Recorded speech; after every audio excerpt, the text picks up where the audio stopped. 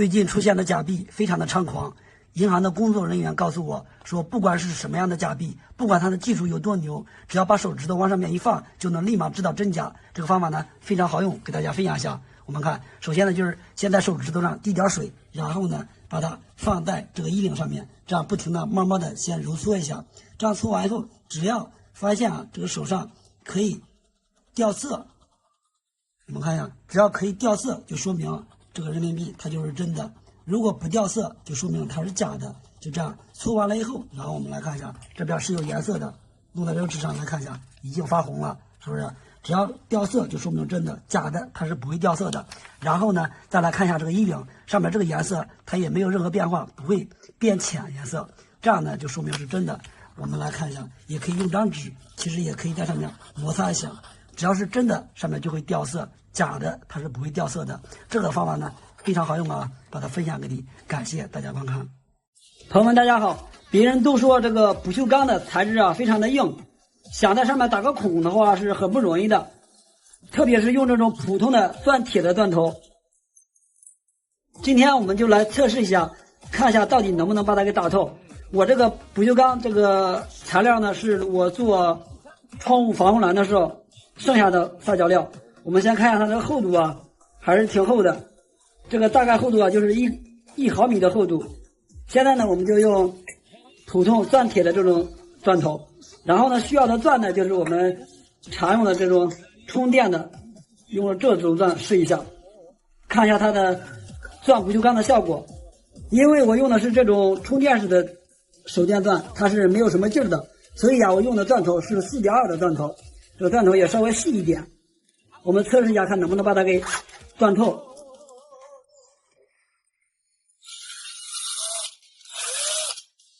用力大了，它老是跑。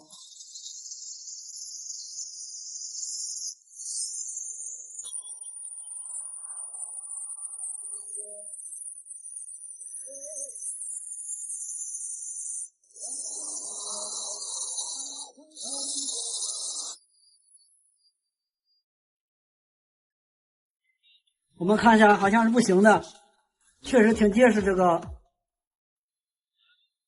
看上面只是钻了一个小白点，普通钻头看来是真的钻不动，不好钻。我在网上看到一个小妙招，说是普通钻头钻这个不锈钢的情况下，如果钻不动，可以点点这个酱油，就可以轻松的把它给打透。现在我们来测试一下，用的钻头和手枪钻还是原来的，我们点2滴试试，还是从刚才这个地方开始打。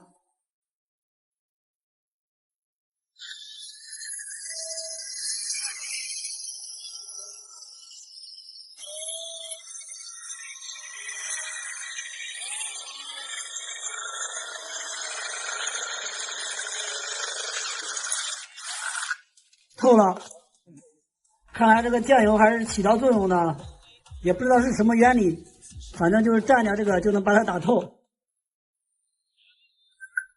还是挺神奇的我们再钻一个试一下，这一次呢我们换个地方。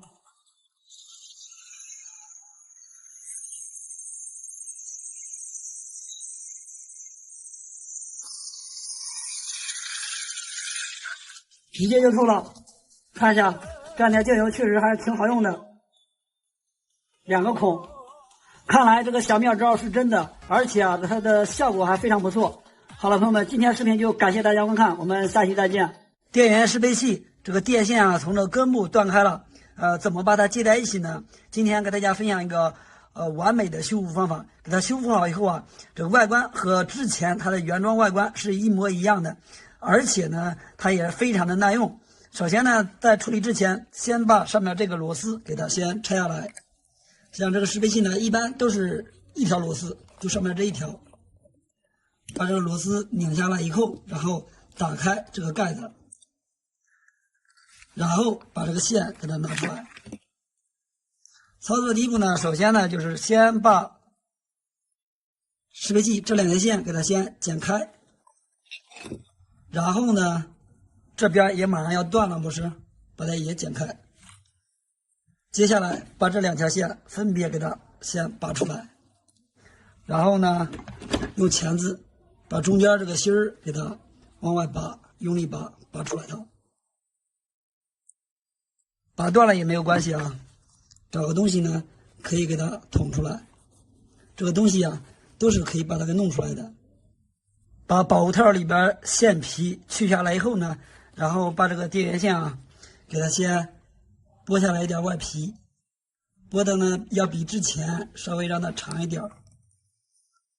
然后呢这边也是一样，先给它剥出线头，剥好线头之后，然后呢把它穿在原来的这个保护套里面。所以呢我们还用原来的这个保护套，这样还是非常紧的，然后把它给拧进去，一点点的拧。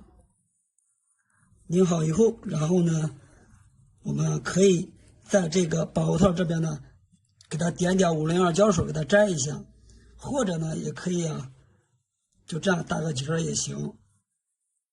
这样的作用主要是让它扛拉，然后呢把这2条线分别呢再给它接在这个电路板上面。你看这是红色，这是黑色，这个颜色还是按照原来的颜色给它接起来。红色是正极，黑色是负极，这正负极一定不能弄错了，弄错了以后呢这个电源适配器是不能使用的。最关键的就是正负极，所以刚才在剪线的时候呢要留一点线头，好区分电线的颜色。焊好以后，然后呢把它再装到这个电源适配器壳里面。我们来看一下接好的效果怎么样呢？和新的效果一模一样，是不是？而且这也非常的扛拉，也非常的美观，怎么样啊？好了，视频感谢大家观看。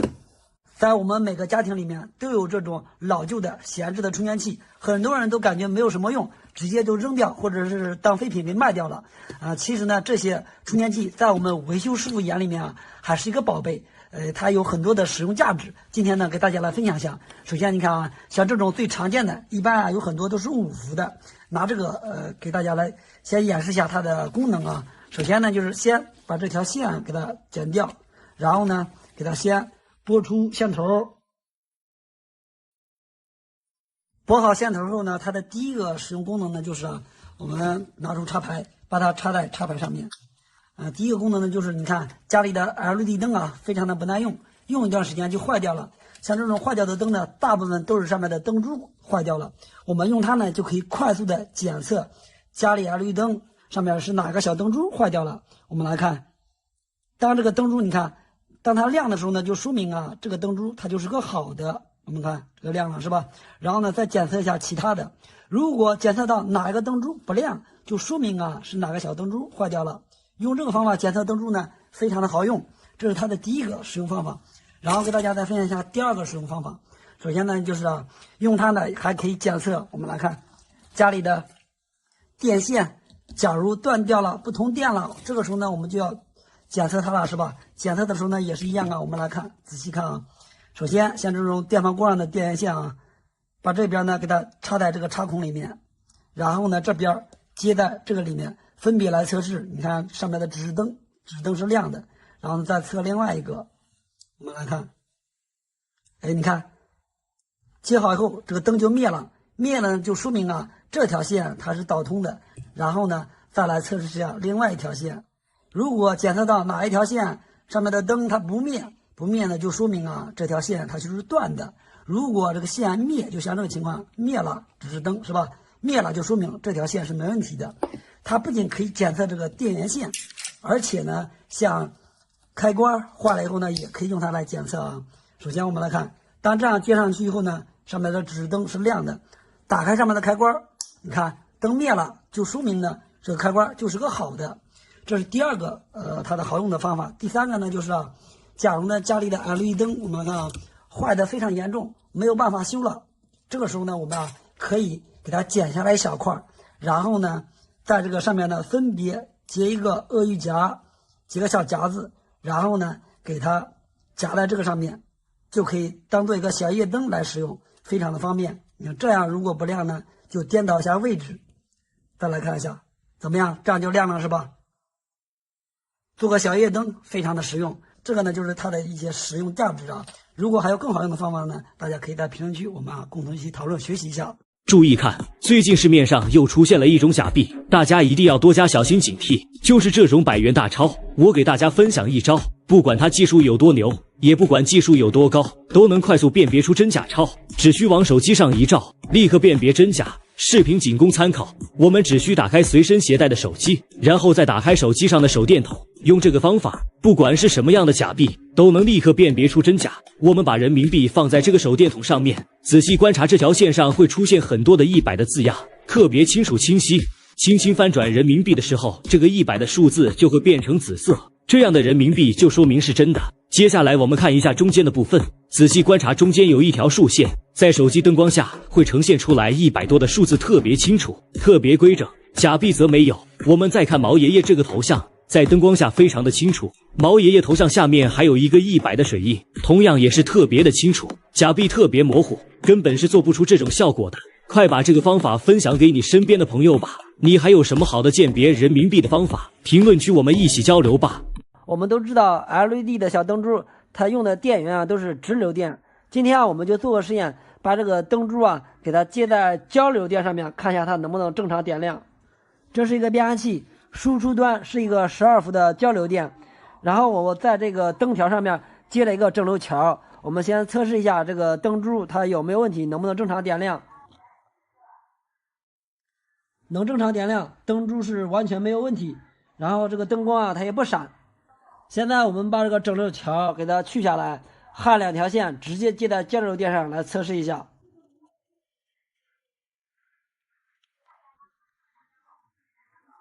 焊好以后，我们就通上电来看一下，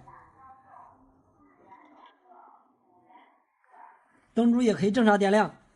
不过用肉眼看着这个灯珠是不停的在闪，在手机里面是看不出来的。它应该是这个闪的频率和手机摄像头的频率应该是一样的，所以看不出来闪烁。我们把这个正负极给它调换一下，看能不能点亮。调换之后也可以正常点亮。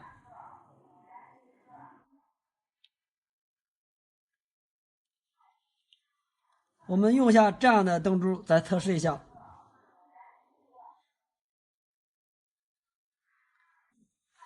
这样的灯珠也是可以的。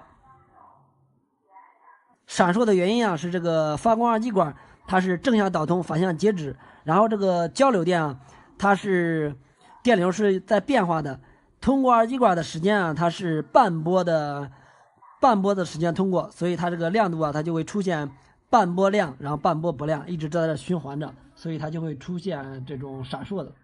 交流电也可以正常使二极管发光点亮，而且还不分正负极，不过会影响它的寿命。好了，视频感谢大家观看，我们下期再见。电线插头被这个木头压住了，而且呢，这木头下边的缝隙也比较小，木头还不能动。那么怎么把这个线给它抽出来呢？很多人会想到直接把这条线给它拉出来，是吧？这个方法也是可以的，但是呢，假如这个线非常长，或者是这个线这头是个死的，那么怎么把它抽出来呢？给大家分享方法啊。其实呢，我们可以把这个线，我们来看，给它先拉松了以后，然后呢，我们把这个线反方向逆时针就这样转一圈，接下来把它塞过来，我们看塞过来以后，然后把这个插头从这边我们给它穿过来，我们看这样穿过来以后，然后我们来拉，你看这样一转线就可以出来了，是不是非常神奇，是吧？其实这个方法非常简单，给大家再来演示一下，并不是变魔术啊。大家如果遇到这个情况，可以来测试一下。就这样，我们首先把这个线给它拉松，拉松了一点以后，然后呢，我们把这个线我们看这样给它反方向，反方向折半圈，然后从这个下边我们给它抽过来，抽到这儿以后，然后呢，我们把这个插头从这个里边穿过来，就这样，你看，仔细看，穿过来后这样一拉，你看就可以出来了，是不是非常的好用，是吧？这个方法大家以后遇到的这种情况可以测试一下，非常的奇妙，非常的神奇。好了，视频感谢大家观看。今天修一个充电宝，它的问题呢是充不了电。当把这个充电器插上去了以后呢，先看一下上面的指示灯，它是亮的，但是呢，它就亮一个指示灯，它不来回的闪。正常情况下是来回的闪，它才能充电。像这个只是一个指示灯亮，不充，它这种情况是不能充电的。有一个指示灯亮，就说明啊，这个充电口它是没有问题的。像这种情况，咱们把它给拆开来检查一下，看一下是不是电池的问题，还是上面这个小板的问题。这种塑料外壳的充电宝，一般呢这个壳上面都是没有螺丝的。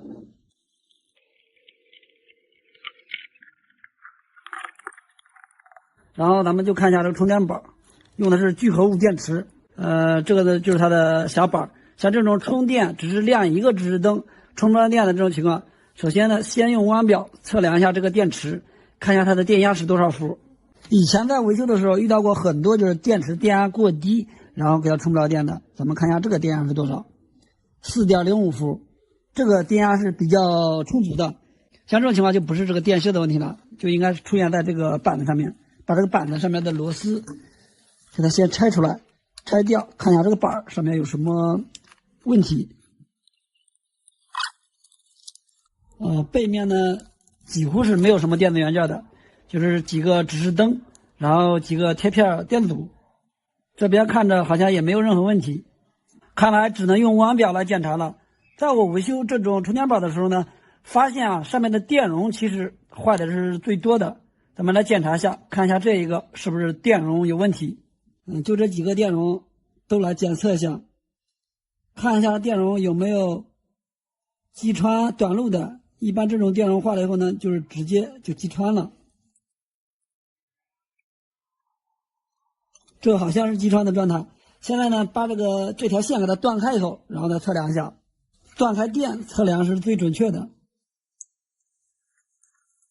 好，然后呢，再测试一下。如果还是短路状态，就说明啊是这个电容坏了，还是这个情况。现在呢，还要下一步啊，把这个电容给拆下来，接着再测一下。我们先看一下这电容，然后再拆啊。先看一下这个电容呢，一头连接的是这个电池的正极，另外一头连接在这儿。我们现在来测量一下啊。看一下这一个弯表测到这个接地，这个铁皮上接地，然后测，你看啊，直接就是导通的。这样导通呢，就说明电池的正极和这个地它是连通在一起了，就是和负极连通在一起了。所以呢，要把它拆下来，很有可能就是它击穿短路引起的这种情况。然后再来测量一下，还是短路的状态，这样呢就说明啊是这个电源管理芯片坏掉了。咱们看一下它的型号。是 IP5407， 就这个芯片坏了，把这个换上去应该就没问题了。维修东西就是这样的啊，一步步的检查，检查出来哪个元件坏了以后，把它换上就行了。好，现在把这个咱们给它拆下来，换一个，看一下怎么样。其实拆这种多角芯片，没有封枪，用电烙铁也是可以把它拆下来。两边加上焊锡，也就这样就掉了，看到没有？安装这种多角芯片的时候是有脚位的，顺序一定不能装错，装错的话肯定是不行的。换好芯片以后，然后把这个电池的正极给它焊上去，来测试一下。为什么焊上去以后直接这几个小灯全亮了？先测试一下能不能充电，没问题是吧？可以给它充电了现在。然后呢，把这个拔了以后，再过一会儿看一下，看一下这个指灯它会不会灭。如果一直常亮的情况下，肯定是不行的。OK， 没问题啊。过了一会儿，这个指灯全灭了。这充电宝呢，现在就给它修好了。废旧的电池、没电的电池不要再扔了，我们把它塞到水管里面。它居然还有一个非常好用的功能，很多人啊都不知道，在生活当中呢非常有用。你来看，我们把它塞到水管之前呢，首先先做个对比，看一下把这水管给它需要裁一下，裁多长。我们裁的时候呢，要比这两节电池让它稍微短一点就可以了。你看，我们把这个水管给它裁下来之后，然后呢，我们把这两节电池啊给它放进去。像这种电池呢，一般用的时间长了都没有电了，很多人都直接扔了，扔掉的话还是比较可惜的。你看，这样放进去以后，两头让它能露出来一点就行了。接下来呢，我们需要用2条线，先用一条红色的线把它放在这个电池的正极上面，接下来我们用个胶带给它缠一下，然后我们再需要在这个负极上面接一条黑色的线，只需要呢接这2条线就行了，接上去以后就可以了。然后呢，我们来看，我们用它来修灯非常的方便又好用，你看只需要把它接在灯柱上就行了，如果灯亮就说明它是好的，如果检测的时候哪个灯柱不亮就说明它坏了，我们直接把它抠下来短接起来就可以了。这个方法呢要比王表还好用，很多家庭没有王表是吧？像我们家里面经常使用的这种电水壶，一年都用坏好几个。像这种坏掉的电水壶呢，大家不要扔。今天给大家分享一个非常好用的方法，其实呢我们可以用一个测电笔就能修好它。今天视频呢给大家来分享一下电水壶坏了以后它的所有故障的检查与维修方法。首先电水壶呢一般坏了以后它的问题呢都是不通电。像这种情况，我们首先检查一下这个底盘，看一下有没有问题。检查的时候呢，我们主要就是看一下里面这2个金属弹片有没有弹下去，没有弹上来。如果发现没有弹上来的情况呢，我们找个牙签把它塞到里面去，把这个铜片给它拨上来，就可以解决问题。如果这个铜片没有问题的情况下呢，我们就要检查一下上面这条电源线。检查这个电线通断的时候呢，方法也很简单。首先呢，就是一只手摸住一个插片，然后呢用了测电笔测一下这2个弹片，看一下这个指灯亮不亮。这个不亮呢就换下一个，这个亮呢就说明这条线是导通的，然后再测另外一条，看一下指灯亮不亮，也亮，亮的情况下就说明这个底盘是没有任何问题的。然后呢接下来我们就检查一下这个电水壶。检查的时候呢，首先把底壳下边这3个螺丝给它拆掉。拆开壳以后呢，我们首先看一下上面这2条线呢它是连接在这个开关的位置。然后呢我们检查开关好坏呢，首先把这个开关给它打开的状态，然后呢我们拔掉一条开关上面的线，然后也是一样同样的方法，用额手呢摸住这条线，然后呢用测电笔检查一下另外这条线，看一下上面指灯亮不亮。亮呢就说明这个开关它是没有问题的，如果不亮就说明上面这个开关坏了，我们呢给它换个开关就可以解决问题。这个开关没有问题的情况下呢，我们下一步呢就需要检查一下上面这个耦合器。其实呢像这个耦合器在维修的过程中它坏的是比较多的，检查它的方法呢也是非常的简单。首先呢也是一样先用一只手摸住耦合器上面的这个铜片，然后呢分别测量一下上面这2个圈，看一下这个指灯亮不亮，里边这个不亮，然后再测一下外面这个，外面这个也不亮。然后呢我们再来测量一下耦合器另外这个角，再来测量一下，看一下亮不亮。这个亮是吧？看这个外圈亮，就说明这个外圈和这个角它是导通的。然后这个角不亮，就说明我们看它不亮，不亮呢就说明这个问题呢就是耦合器坏掉了。我们把这耦合器先给它拆下来，然后我们看一下它这个反面，它这个坏的原因呢就是我们仔细看一下，耦合器呢就是这一个角不导通，我们看一下它的原因呢就是这个角连接的这边这个触点时间长了以后，我们看它已经烧的变形了，2个触点呢接触不到一起了。像这种情况，我们如果有条件的可以换一个耦合器，如果不换的情况下，也想让它还能接着再用的情况下呢，就需要把这个上面的触点给它往下用这个螺丝刀给它撬一下，让这2个触点呢接触在一起就可以了。我们看现在接触到一起了是吧？然后呢我们把它安装起来就可以了。这是电水壶不通电的一个维修方法。如果电水壶通电不加热，像这种情况，首先检查一下发热盘，这个呢就是它的发热管，发热管上面这2条线插头有没有脱落，如果出现有问题的情况呢，给它重新再插上插紧就可以了。如果插紧完以后还是不加热，像这种情况就说明是这个发热管坏了。然后呢把这盖扣上以后，给大家再分享一下这个电水壶在我们不拆壳的情况下怎么快速的判断它的好坏呢？其实的方法也是很简单的。首先呢就是看一下上面2个金属弹片是吧？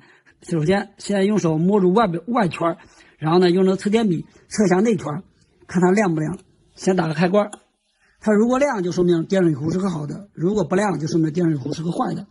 我们看已经亮了是吧？亮就说明这电水壶就修好了。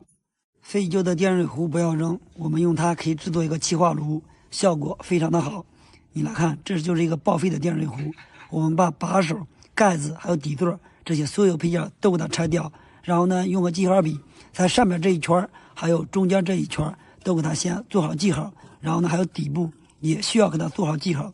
把做好记号这些地方呢，我们用个电钻都给它打上孔。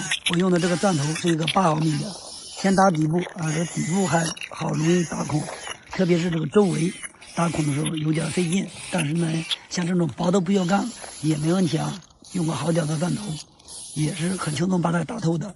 打完孔以后呢，效果就是这个样子的，底部周围都打好了。然后呢就是壶嘴这边孔比较多，需要用点泥巴把它给堵住，因为这边不堵住的话等会儿效果没有办法使用。第一次做我们看一下这个效果怎么样，先弄点柴火给它放到里面看一下。刚开始的时候还是有烟的，但是呢等它着了一会儿以后，你来看几乎就没有什么烟了，而且呢看着这火苗也比较旺盛，也比较充足，在它周围取暖的时候也感觉还是非常的暖和，效果呢我认为还是非常不错的。大家有动手能力强的朋友可以自己也做一个，说不定你们做的比我做的这个效果还要好所以说这个旧电水壶就不要扔掉了，把它分享给你，感谢大家观看。最近市场上又出现了一种10元假人民币，90%的人都不知道，不管呢你是摸衣领这边，还是摸这个数字，或者是看这个图案，再或者是看上面这个水印，它都是真的。但是呢你要把它放到验钞机上一验，它就是个假的。很多人呢都不知道，这个视频给大家来分享一下。你来看，这是一张10元的人民币，而这张呢也是10元的。我们把这2张人民币上下这样给它对接起来拼起来，我们来看一下这个图案，它会完整的完美的拼接在一起，你看是吧？中间这边它可以完美的拼接在一起，或者是我们上下再颠倒一下位置，它也可以完美的拼接在一起，你来看是不是？再或者我们也可以左右来拼接，你看只要可以完美的图案拼接在一起，就说明它就是个真的。你来看，而且左右再调换一下位置也是一样的，我们看怎么样，也可以完美拼接在一起。不管是上下左右，或者是我们把它反过来，其实反过来后这个图案也可以拼接在一起的。我们仔细看，你看后边的大图案，整个这个图案你看到没有，它也可以拼接在一起。只要可以拼接在一起，就说明它就是个真的，包括上下左右正反都是一样然后只有一张人民币的怎么判断真假呢？其实也是一样的我们把这张币拿过来以后，首先呢我们把它先对折，我们看对折过来以后，仔细看这个图案，它也是可以完美的拼接在一起的，是吧？只要可以完美的拼接在一起，就说明它就是真的，假的它是不会拼接在一起的。还有我们也可以这样反过来再对折，其实也是一样，你看也可以完美的拼接在一起，是吧？用这个方法辨别这种真假人民币，特别对于一些老年朋友来说非常实用。